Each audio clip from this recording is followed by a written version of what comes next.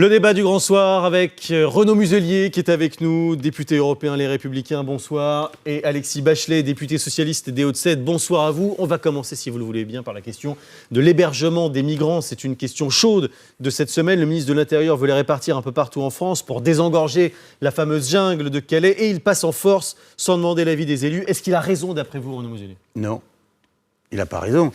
On a un problème à Calais majeur, qui est un problème d'État, qui est un problème de frontières avec nos amis britanniques, qui est un problème de frontières aussi avec l'Europe. Ce problème ne se règle pas en les disséminant de 11 points dans la totalité des régions. Donc on essaye de cacher le problème en le ventilant, alors que c'est l'État français qui doit régler le problème avec l'Europe et avec les Anglais. Et donc il fait exactement l'inverse de ce qu'il faut faire, comme d'habitude. Sur le côté passage en force, Alexis Bachelet, ça vous gêne ou pas ? Écoutez, c'est des prérogatives de l'État d'assumer une politique migratoire et de gérer en particulier les difficultés liées à la présence ancienne. Je n'aurais pas la cruauté de rappeler quand est-ce qu'on a créé Sangatte, puis démantelé Sangatte pour créer aujourd'hui un abcès autour de Calais. Moi, je pense aussi au Calaisis, à cette région qui subit aujourd'hui une vraie difficulté. Et je pense qu'il faut trouver des solutions. À mon avis, la solution proposée par Bernard Cazeneuve est intéressante. Elle est déjà mise en œuvre d'ailleurs. Il y a déjà, sur le droit d'asile, sur les CADA, les centres d'accueil des demandeurs d'asile, énormément de centres qui sont disséminés un peu partout en France. Ça se passe en général très bien. Ça marche ou pas ? Oui, bien sûr.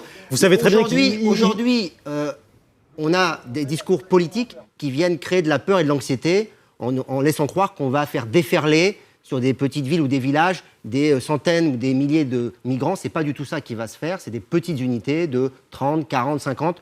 On en a déjà accueilli. Moi, j'en ai accueilli 2 dans ma circonscription. Une à Gennevilliers, une à Colombes. Ça se passe très bien. Et évidemment, on ne peut pas les mettre dans les mêmes communes. Donc, il faut s'organiser. Et moi, je veux dire qu'il faut qu'on soit tous responsables là-dessus. On est tous coupables de la situation et on ne peut pas se rejeter comme ça. Et vous êtes irresponsables. Donc, on ne va pas tout mélanger. Pour l'affaire Sangatte, Sangatte a été fermée. 2 tiers des personnes qui étaient à Sangatte sont passées en Angleterre. Le tiers restant a fait demande de droit d'asile. Ceux qui n'ont pas été pris dans le droit d'asile sont rentrés chez eux. Voilà, ça, c'est une première chose.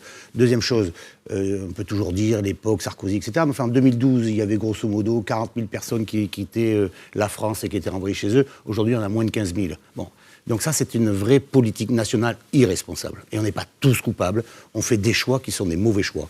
Quand M. Hollande est irresponsable parce qu'il ne s'entend pas avec Mme Merkel pour s'occuper et traiter le problème avec la Turquie et que Mme Merkel le fait tout seul, c'est une irresponsabilité de la France et un abandon de la puissance de la France en termes de diplomatie européenne.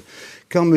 Hollande ne travaille pas avec l'environnement géopolitique qui doit nous permettre d'intervenir en Libye avec l'appui de l'ONU, d'intervenir et d'avoir une position sur la Syrie avec les Américains et les Russes, et que nous sommes systématiquement absents. La situation en Libye, c'est un peu la faute de Nicolas Sarkozy aussi, quand même. Mais c'est une intervention sous mandat de l'ONU, avec un abandon de projet politique derrière, en aval, et dans lequel M. Sarkozy, avec l'ONU, ainsi que la totalité des Européens, est tout aussi responsable. Donc on ne cherche pas à donner la responsabilité aux uns aux autres. On a aujourd'hui un problème social absolument majeur, un problème d'immigration absolument majeur, qui est centralisé sur Calais. C'est par Calais qu'il faut traiter le problème, et pas du tout asperger partout pour le disséminer, le problème. C'est un vrai problème de crise migratoire à destination de l'Angleterre, et c'est pas en les mettant en Provence, au Côte d'Azur ou chez vous, monsieur, que pourtant on va régler le problème de la volonté de ces pauvres gens qui veulent aller en Angleterre. Est-ce qu'il y a eu du relâchement sur les reconduites à la frontière, Alexis Bachelet ?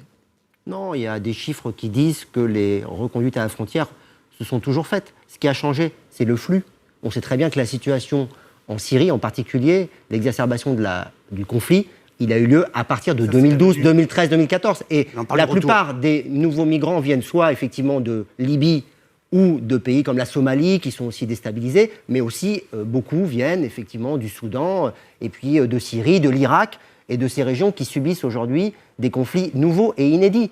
Et donc, laisser faire croire qu'il suffirait, comme ça, d'appuyer sur un bouton et de régler les problèmes, c'est mentir aux Français. Ce qu'il faut dire aux Français, c'est que le problème de Calais, c'est aussi le problème des accords du Touquet. C'est le fait que la frontière, elle est côté français, et que c'est la France qui assume seule cette difficulté. Il faut les dénoncer, ces accords ? Moi, je suis pour qu'on remette à place les accords. Je pense qu'ils ont été faits à une époque, c'est Nicolas Sarkozy qui les avait négociés, le contexte était radicalement différent. On n'avait pas à gérer ce nouveau flux et ce flux massif, et qui continuera. Parce que vous n'empêcherez pas, Monsieur Muselier, vous pouvez le dire ici sur un plateau de télé, mais si vous êtes honnête avec vous-même, vous savez très bien que c'est faux, vous n'empêcherez pas des gens qui veulent passer en Angleterre de venir à un moment donné transiter par la France, tout simplement parce qu'on est un pays qui est traversé. La question initiale, c'était le reflux. C'est-à-dire le flux, bien entendu, il a augmenté, c'est évident, et il y en a des problèmes.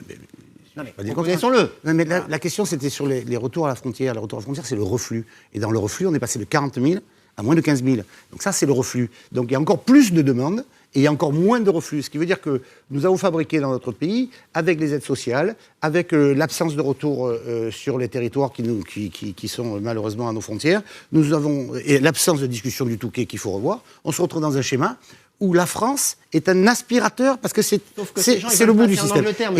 Et alors, ils ne veulent pas rester en France, donc c'est ridicule. Justement, ils n'ont pas forcément envie d'aller en province. Vous croyez qu'ils vont venir en Provence-Alpes-Côte d'Azur parce qu'ils veulent aller en Angleterre? Soyons sérieux. Donc la position qui est prise aujourd'hui par le gouvernement est irresponsable, et donc là, il y a une part de mauvais choix, une fois de plus, pour ce gouvernement, dans ce choix dans cette politique migratoire. Un mot pour terminer sur ce dossier, sur un point précis, Alexis Bachelet, que pensez-vous du fait que la Corse n'est pas mobilisée sur cet effort national que le ministre de l'Intérieur appelle de ses voeux? Est-ce que ce n'est pas un peu une prime à la réaction violente, pour dire les choses clairement, parce que c'est à la suite de ce qui s'est passé à Cisco? Moi, je ne sais pas pourquoi la Corse est laissée en dehors d'un choix national. Parce qu'on voit bien que le contexte en Corse est particulier. Oui, après, la Corse est aussi une île, il y a des contraintes supplémentaires, et puis il faut aussi trouver des lieux. Enfin, je veux dire, ça ne va pas se faire non plus avec une baguette magique. Il y a des lieux en Corse. La Corse, c'est la France, c'est la République française, la loi sur le secteur. Il faut poser la question au ministre de l'Intérieur. Moi, je n'ai pas la réponse aujourd'hui. Il faut poser la question au ministre de l'Intérieur. Moi, je pense que c'est un problème national et que tous les territoires doivent être mis y compris la Corse. À contribution. Ceci étant dit... Y compris la Corse. Y compris la Corse, bien sûr. Y compris la Corse, bien sûr. La Corse fait partie de la France. Il paraît, oui. C'est en France. Allez, il y a un autre sujet important, évidemment, cette semaine, c'est Alstom à Belfort.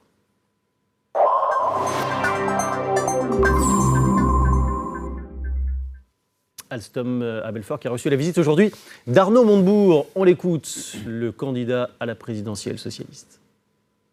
Dans cette affaire, je considère que la France est en train de couler la France. La SNCF n'a pas été à la hauteur de ce qu'on attendait d'un membre éminent de l'équipe de France du ferroviaire et n'a pas soutenu Alstom. Je considère que l'État n'a pas été à la hauteur de ses missions et a déserté sa mission. Nous ne pouvons plus laisser faire car nous sommes maintenant dans un état d'urgence industrielle et il est devenu insupportable à nous-mêmes, physiquement, de regarder les informations économiques de notre propre pays. Est-ce que c'est la SNCF qui doit payer, Renaud Muselier? Bien sûr que non. Arnaud Montebourg est une situation un peu compliquée parce qu'il a été obligé de défendre la sidérurgie. Il a été abandonné en race campagne par M. Hollande. Sur Florange, par M. Hollande et par M. Macron qui était son conseiller. On se retrouve là avec une entreprise Alstom qui avait tout un volet énergétique qu'il a vendu à General Electric. Et donc, ce complexe industriel se retrouve affaibli, voire hémiplégique. Parallèlement à ça, la France n'a pas assumé des stratégies de développement de son ferroviaire. La suppression de l'écotaxe, les volontés multiples et variées du gouvernement, qui fait en sorte que la SNCF qui est très endettée, qui est surchargée, n'a pas à faire des commandes pour des projets qui n'ont pas été mis en place par le gouvernement. Or, le gouvernement, l'État français a 20% dans cette entreprise Alstom. Et donc, normalement, c'est ce qu'on appelle un État stratège. On voit bien que dans le cadre de la politique industrielle de la France, notamment une fois de plus sur Alstom, ce n'est pas la stratégie, ou alors c'est la politique de la gribouille. Que pensez-vous, Alexis Bachelet, de la politique du gouvernement dans cette affaire? Moi, je pense que le gouvernement, il a été, comme tout le monde, étonné de cette annonce d'Alstom, de la fermeture du site de Belfort, qui a été, disons-le, fait dans des conditions qui sont tout à fait critiquables. C'est-à-dire sans consultation des élus locaux, sans consultation des autorités nationales. Ça fait des années que les élus locaux, ils alertent le gouvernement sur la situation chez Alstom. Enfin, ils ont été aussi, eux, mis au pied du mur. Visiblement, ils n'étaient pas informés de cette annonce. Donc je crois qu'il y a quand même, au niveau d'Alstom, à revoir un petit peu la communication et aussi sans doute la méthode, de bien expliquer les raisons qui peuvent conduire ce groupe qui est largement bénéficiaire. Est-ce que c'est normal que énormément. C'est pas un problème parce que on parle souvent des fermetures de sites parce que l'entreprise est en mauvaise santé et qu'elle est obligée de fermer un site. Oui, mais s'il n'y a pas de travail. C'est pas le cas. S'il n'y a pas de locomotive à construire. S'il n'y a pas de locomotive à construire, c'est parce qu'effectivement la relation avec la SNCF ou peut-être avec d'autres organisations à l'international, peut-être qu'ils n'ont pas trouvé des marchés pour maintenir ce site-là. Il y a aussi des raisons peut-être de faiblesse de la filière et du travail entre les entreprises et l'entreprise phare qu'est la SNCF et le groupe Alstom. Renaud Muselier. Ce qui est le plus surprenant quand même, c'est dans le débat que les élus locaux aient alerté, c'est sûr, ça. Ce qui est le plus surprenant, c'est que l'État français, donc le gouvernement, donc le président de la République, aujourd'hui tout le gouvernement en parle d'ailleurs, ils ont 20% d'entreprises. Et eux, ils ne sont pas au pied du mur. Eux, ils savent ce qui se passe, puisque normalement, ils participent à toutes les... Et ils savent bien que depuis que tout le volet énergie d'Alstom a été vendu, l'entreprise n'a plus que le ferroviaire, et dans le cadre du ferroviaire, dans sa fabrication, elle a des parts de marché à conquérir. Et ils sont absents de tout, ils sont dedans. Et donc, ce côté stratégique de l'État français qui se doit d'être dans des entreprises montre bien la création de la faiblesse de l'entreprise. Et il appuie sur cette faiblesse. Et après, on a une hyper-réactivité des dirigeants qui se mettent à devenir des industriels alors qu'ils ont vu passer, si je puis dire, tous les trains. Les élus locaux, oui, elle est bonne celle-là. Les élus locaux qui sont également en pointe sur la question du RSA, parce qu'il faut bien financer dans les départements.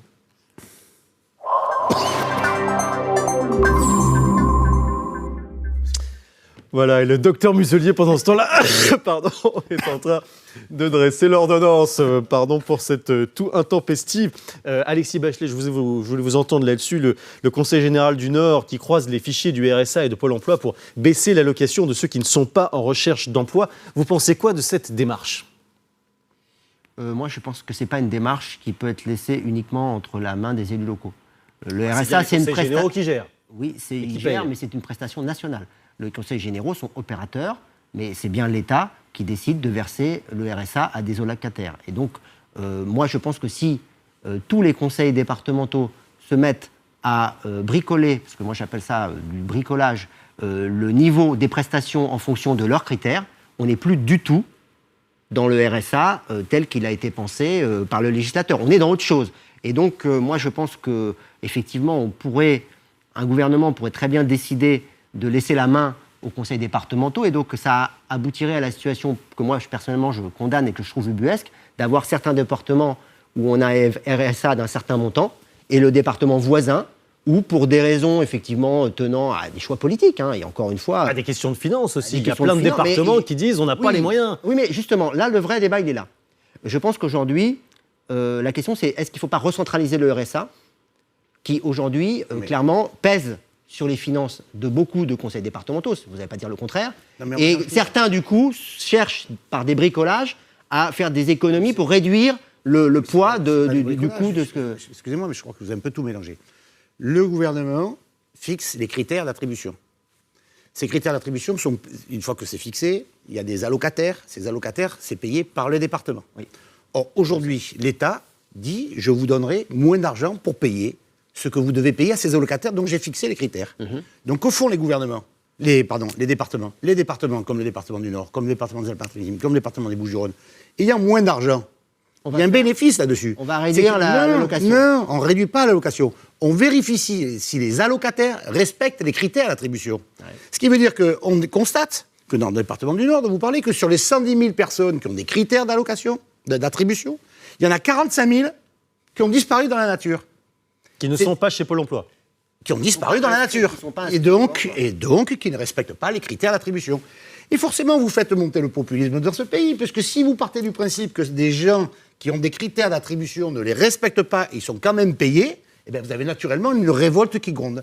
Les présidents de conseils généraux, qui sont responsables, qu'est-ce qu'ils font ? Ils disent « moi j'ai moins d'argent pour payer ». Eh bien je vais voir un peu si tout cela, ils respectent bien les critères d'attribution. Et on constate qu'entre 20 et 30% de personnes ne les respectent pas. Alors à ce moment-là, on leur écrit, on leur demande de venir, 50% viennent. Les 50% qui ne viennent pas, on leur dit puisqu'ils ne respectent pas les critères d'attribution.